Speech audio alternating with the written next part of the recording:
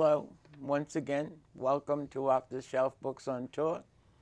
I'm your host, Veronica Andrews. Our book today, I wouldn't have picked it up to read it. Vietnam hurts my heart. It's not a pleasant memory.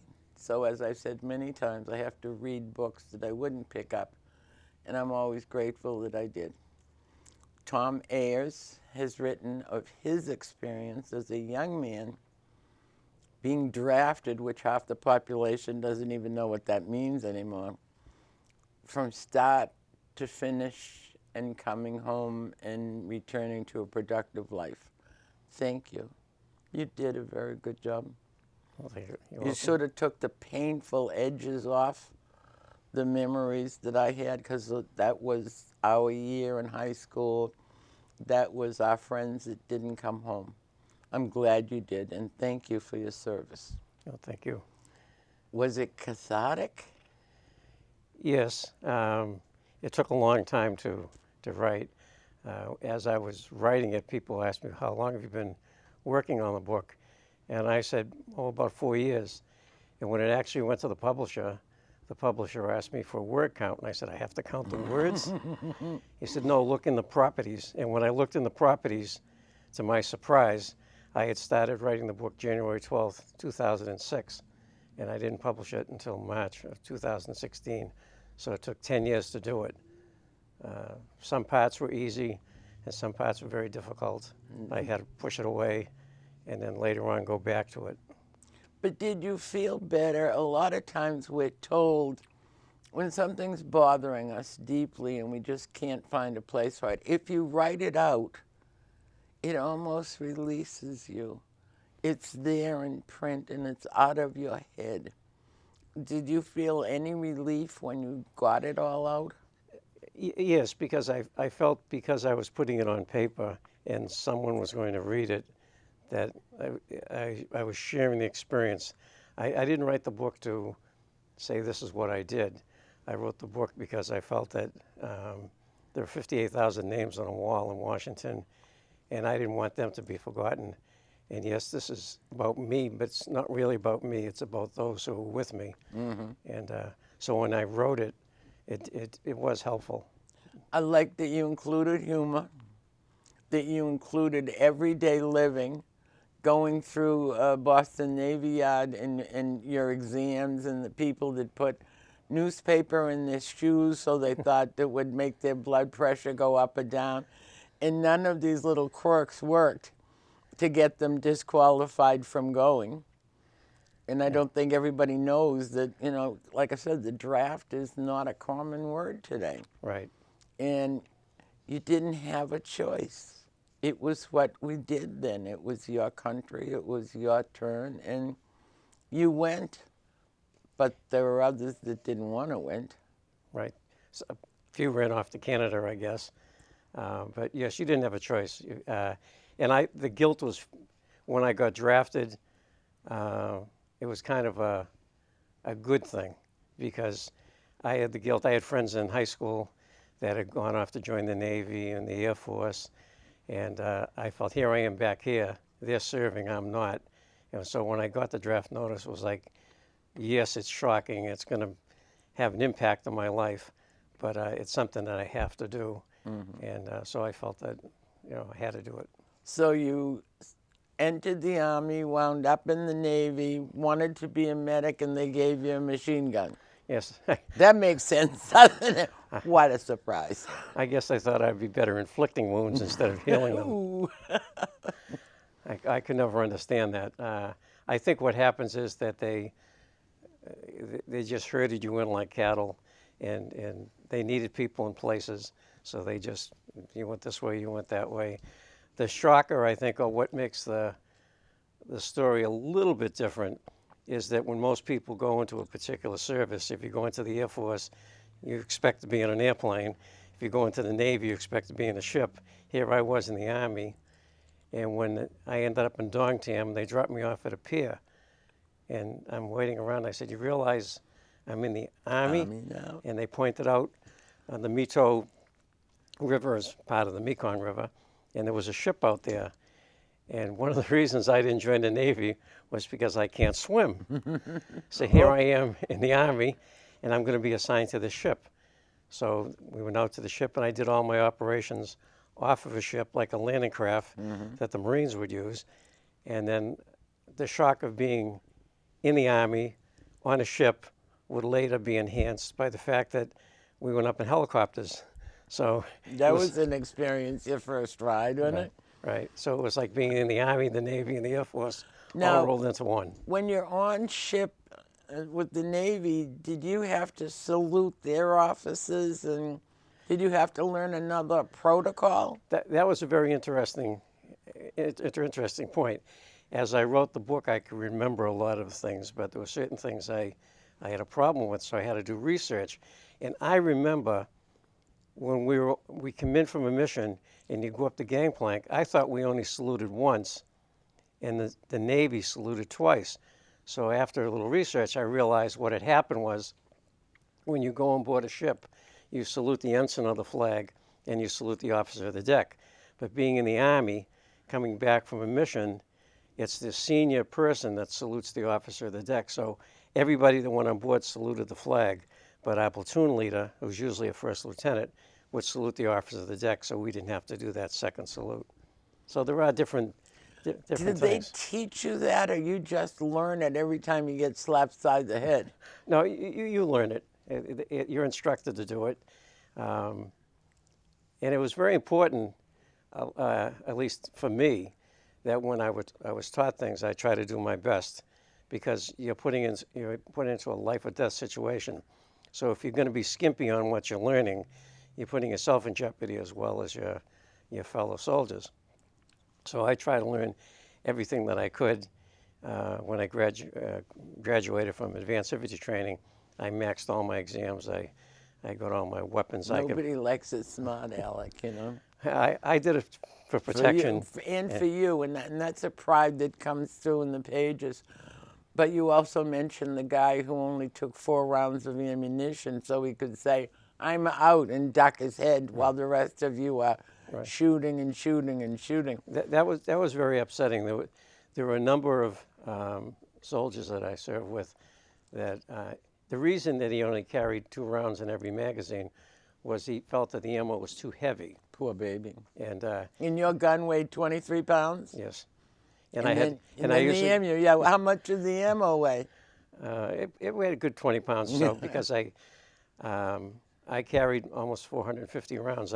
2 belts this way, 2 belts this way, 1 around the waist.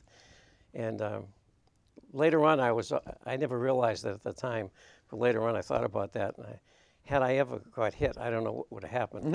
Ooh, I never thought of it either. No, Now, Abernathy in boot camp was hilarious. And we all know an Abernathy, don't we? Did you ever know what happened to him? No. Did he finally make it? I mean, that would be a book in itself. Yes. And there's always a couple of those. And They can't get out of their own way. Right. A couple people would do that intentionally, thinking that they were going to get the boot. But there were a couple people that just weren't cut out to be soldiers, and as hard as they tried, they couldn't do it. They just couldn't get out of their own way. Right. They couldn't do anything right if they tried, and they tried. I just felt bad for him. Please, Abernathy, if you're out there, tell us what happened to you, and you know, if life straightened out for you. It was difficult for your dad to let you go. Yes. Especially Aunt Paula. And you came home to them. That's the big thing. I guess you just have to keep pushing on and hope for the best. And I worried about my father.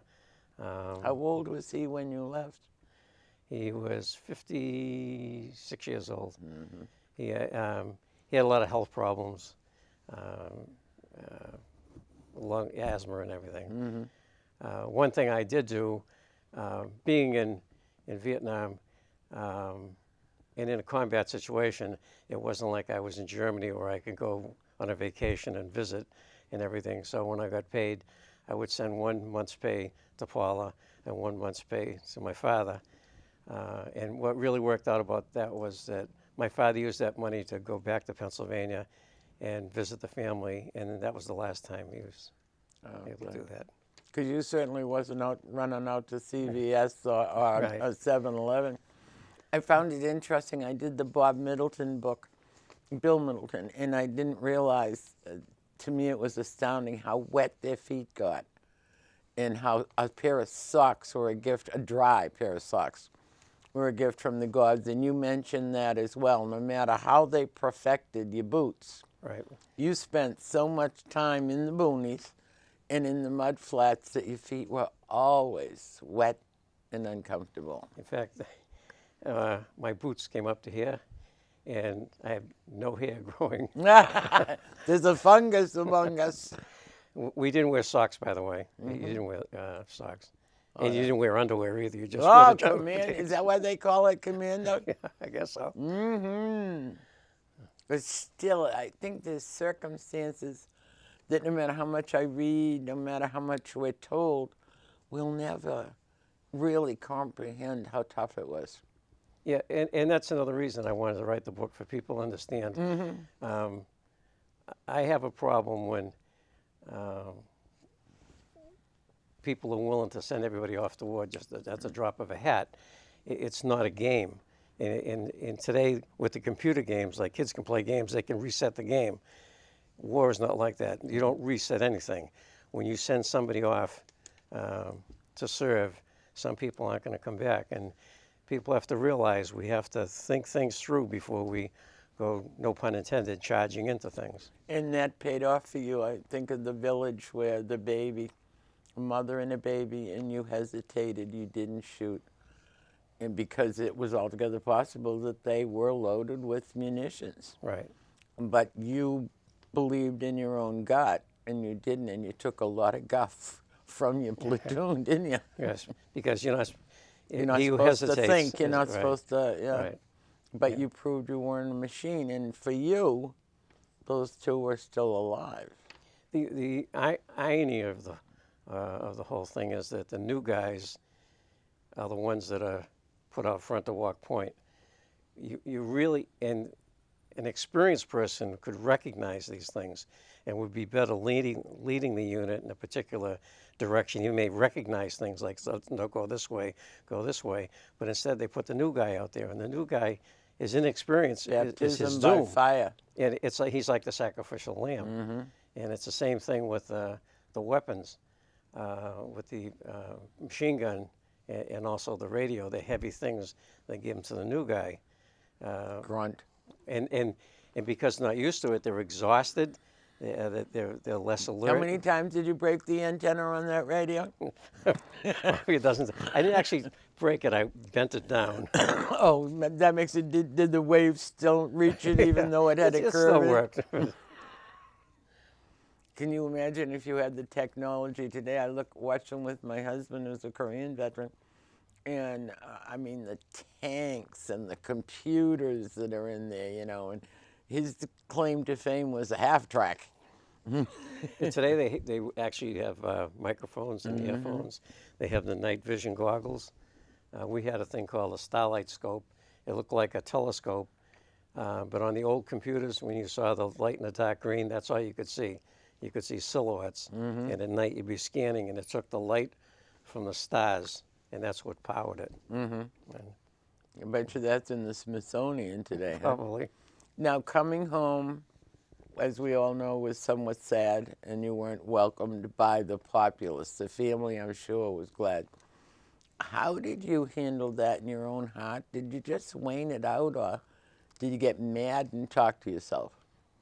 Oh, I talk to myself all the time. That's probably Sometimes the that's the only person that'll listen. right. I had decided that I had done the right thing. You can argue whether the war was right, wrong, or other thing, but my country had called me, and I was given an objective, and I did that, and so I felt that I was right. And if anybody wanted to encounter me, I welcomed it. So I didn't worry about anybody giving me a hard time, and I really didn't get any hard time. When I get into Oakland, evidently the timing must have been good because I didn't encounter any problems.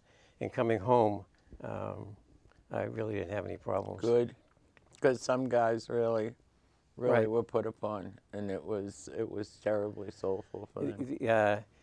I remember landing at Logan Airport. It was probably 3 o'clock in the morning. And to give you an idea how things are different today, I had my duffel bag in one hand, and I had a Chinese Chi-Com rifle slung over my shoulder, a war trophy, and walked right through Logan Airport as if nothing ever happened. The only thing that bothered me was when I took a taxi to go home where I lived in Revere. The taxi driver was upset because he didn't want to drive that far.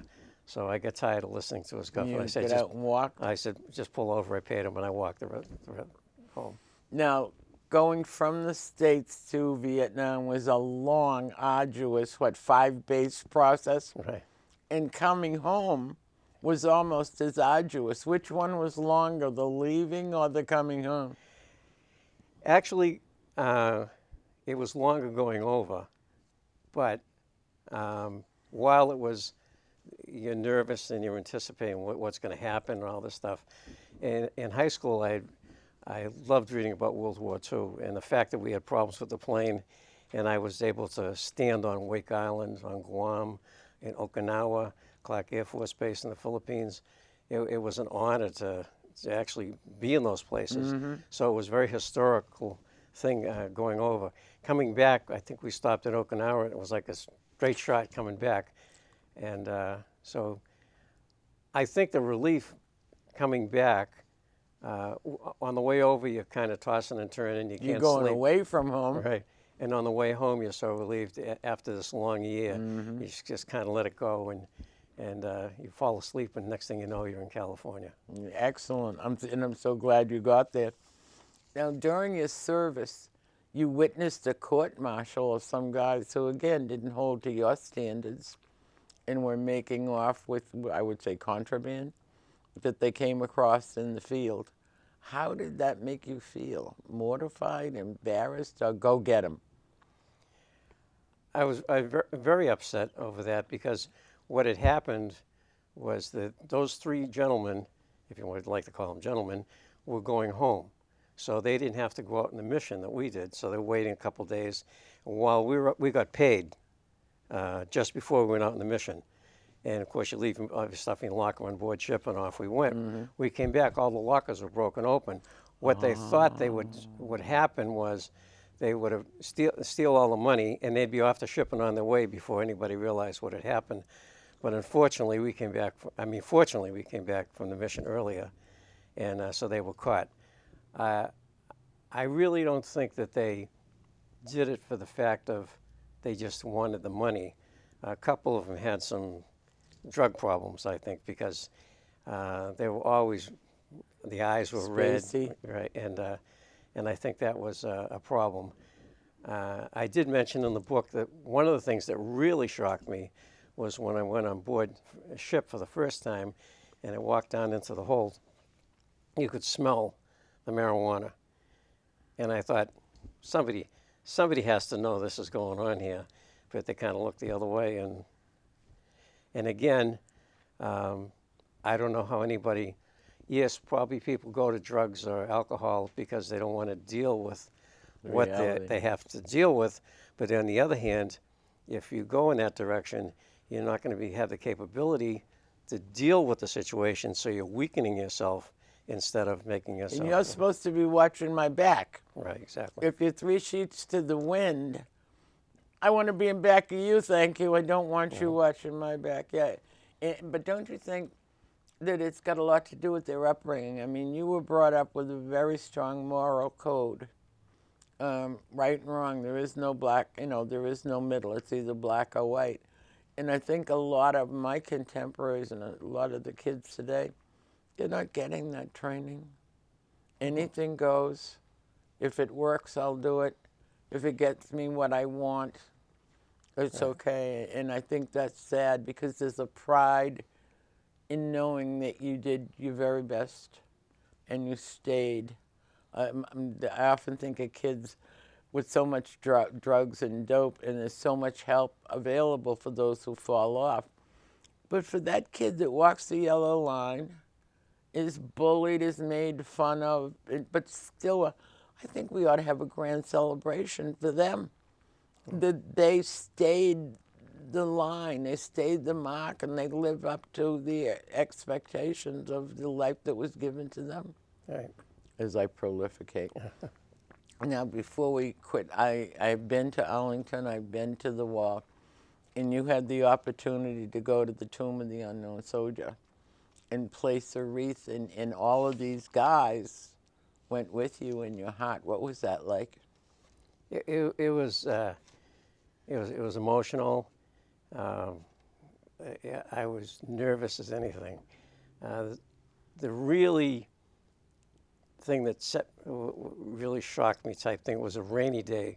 And I don't even know if I mentioned this in the book, but we're getting ready to put the wreath. I have a trench coat on. People have raincoats on and everything. It stopped raining.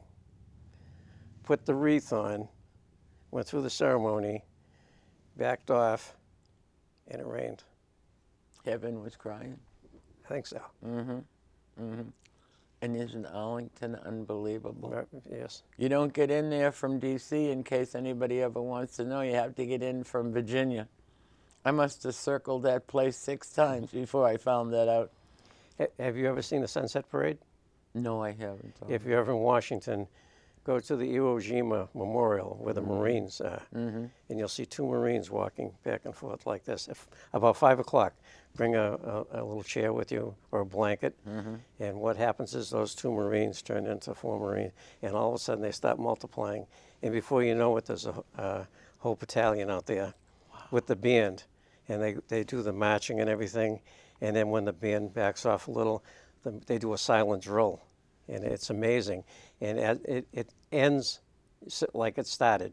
It starts with a group, and it starts getting smaller and smaller, and it goes back down to the Isn't that wonderful? I never heard of that. Oh, and yeah. I just attended a lecture on the Tomb of the Unknown Soldier, and of course he would mention that because he was talking about the tomb.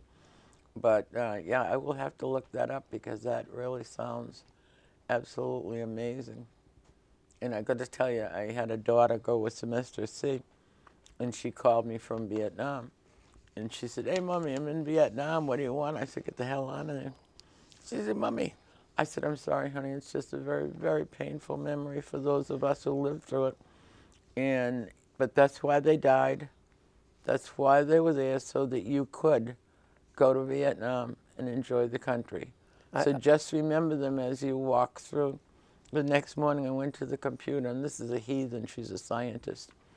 And the email says, "Mommy, I went to the cathedral here. You would have loved it. They said the Mass in Latin, Vietnamese, and English, and I hope your friends heard me." Oh, wow. And I lucky. I had a problem coming home when that, after it all ended, and then we started doing business. Like Coca-Cola was the first, and I actually stopped drinking Coke for probably 4 or 5 years because I refused to. So many people made sacrifices, and we just forget it. Oh, now we'll conduct business? No, I can't forget it. I won't forget it. I drink Coke now, but it took me a while. It's hard. It's almost like getting married. One day you're single, and the next morning you're married. That's an abrupt beginning and end to your life as a single person. So, yeah, I would imagine that.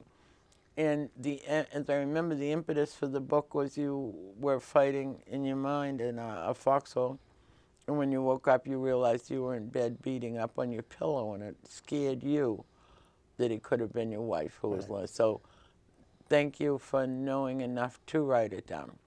And we're going to break for a minute, and you're going to read us something from the book just to entice the reader. We'll be back.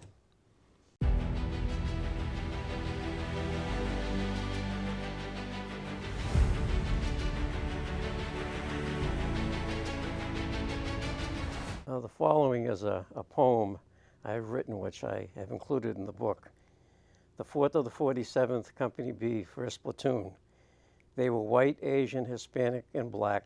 Some were wounded and some didn't come back. They came to the unit from different routes. They traded the cleats and sneakers for jungle boots.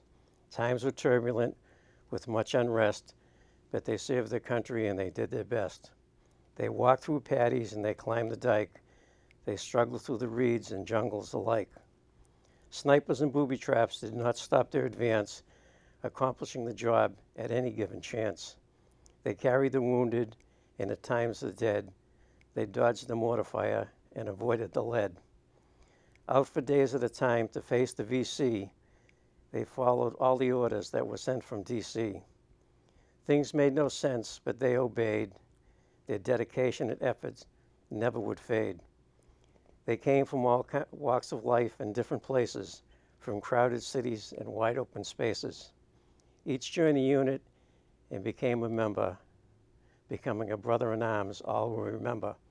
The men of the 47th Company B, 1st Platoon, most young boys, some left us too soon. Now aging and into time, they do fade. Only history knows the price they've paid. Thomas Gunnerier's 2nd Squad.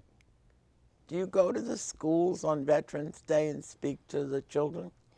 Actually, funny you should mention that. Last year at St. Mary's, they had a Veterans Day, and they asked me to be the keynote speaker, and I was a nervous wreck, but I did it, and that motivated me to finish the book. I hadn't finished the book until then. So inside of you there's an author and a public speaker who just hasn't gotten out yet. This is actually my 2nd book. Good for you. What was the first one? My first book in 2004 was Brothers in Blue, and it's a story of my great-great-grandfather who fought in the Civil War with the 101st Pennsylvania Infantry. Well, aren't you selfish to keep it to yourself and not bring it here to share it with us? Shame on you. Husband speaks, and as I said, he was a Korean War veteran, so he takes his Eisenhower jacket with him. And this is elementary school, middle school. And when he's finished, he offers a kid to try it on. Now, hubby was 16, and the jacket is too small for this elementary school kid. He came home crushed. He couldn't believe it. I'm glad that your memories aren't all bad. And I think that's important. I think that comes out in the book. And thank you for sharing it with me. And for those who wouldn't pick it up, but you really should. That's it from Off the Shelf Books on Tour. The book is, the tracer. The fifth round is a tracer. I thought that was interesting. If it doesn't go 15 feet, it doesn't blow up. Oh, no, that's an M79 grenade. Well, that's good to know. I just want to know which gun is firing at me. And our guest has been Tom Ayers.